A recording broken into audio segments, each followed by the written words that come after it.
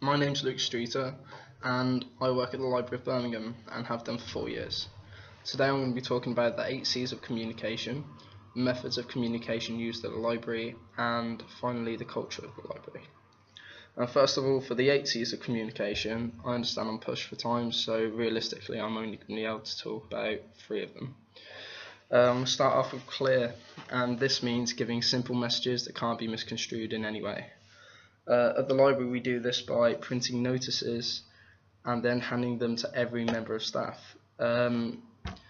This means that all the information given is the same for every person, so everyone's going to be on the same page.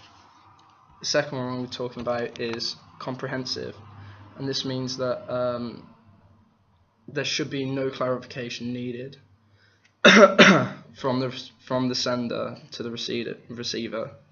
So all messages should be understood. Duty managers do this by proofreading all the emails before they send them. This is pretty vital because they often use mass messaging to get it around to every single member of staff, so it's important to get it right the first time. The third one is credible. This means communicating in a coherent and professional manner. At the library there's often notices posted to the public over the intercom system from security, so it's important to speak to them in a polite manner. Next I'm going to go on to methods. I'm going to start it off with informal meetings. So at the start of every shift we have an informal meeting with our duty manager.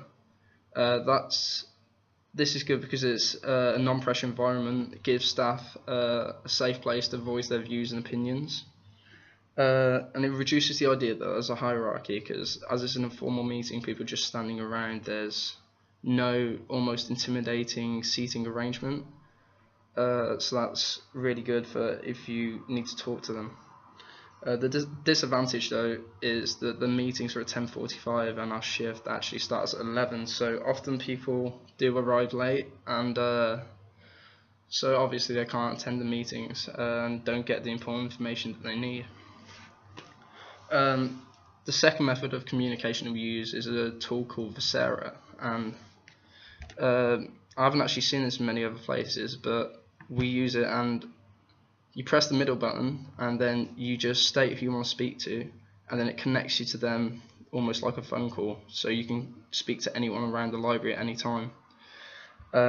This is really good for managers as well because it's a conference mode, so you press the button and then all members of staff get the same message at the same time, so that's really good for crucial information.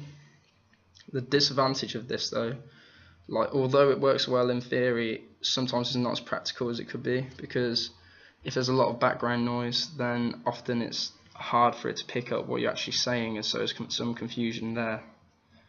The last one's a newsletter, and the second to last one's a newsletter, and this gets sent around to every help desk and tells us all the specific events that are happening for that day. This is good because it allows for a better customer experience. If we know what's happening for that day, we can help the customer out straight away. But the disadvantage is that it's not always read. People just leave it to the side, forget about it, and then when it comes down to it, they don't know what's happening when the customer asks them. And another disadvantage is because it's listing every single event for that day, there's only a short description, and the customer can see it as well, so we only know as much information as them.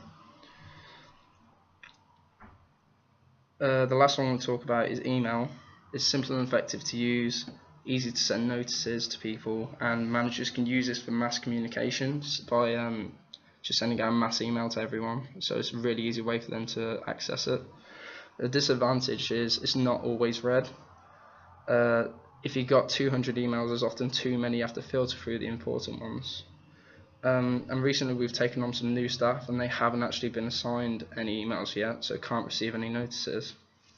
The very last thing I'll talk about is culture.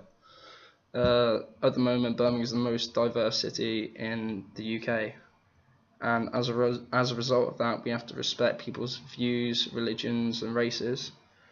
I think the library does this quite well because, like, at the cafe they serve halal meat as well as regular meat.